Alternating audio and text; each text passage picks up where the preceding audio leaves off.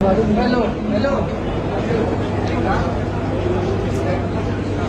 ناظرین، اس وقت بشرا be be کو آپ دیکھ سکتے ہیں گاڑی میں موجود ہیں، جو آج پیش ہوئی یہاں پر عدالت میں طاہر سپرا کی کورٹ میں۔ اب اس وقت پیش ہونے کے بعد ناظرین گاڑی میں اپنی موجود ہیں۔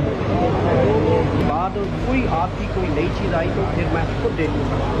نادیہ کھٹک بھی یہاں پر موجود ہیں، بشرا بی بی کے ہمراہ پاکستان تحریک انصاف کی یہ بھی اس وقت رہنما ہیں۔ شیر افضل صاحب کو بھی اس وقت آپ دیکھ رہے ہیں گاڑی میں، بشرا بی بی کے ہمراہ شیر افضل موجود ہیں ناظرین یہاں پر، اور پولیس کا عملہ بھی یہاں پر موجود ہے۔ بشرا بی بی آج پہلے نیب کورٹ پیش ہوئی اور اس کے بعد اب طاہر سپرا کی کورٹ میں پیش ہوئی، جہاں سے اب انہیں ناظرین 26 ستمبر تک ان کی ضمانتوں میں توسیع کی جاتی ہے۔ اس کیس کے حوالے سے کیا کہیں گے جو یہاں پہ جو ہے؟ دیکھیں ابھی تو ہمیں حلفاً کہتا ہوں، ہمیں عدالتوں سے اب ڈر لگنے لگا ہے، سمجھ گئے نا؟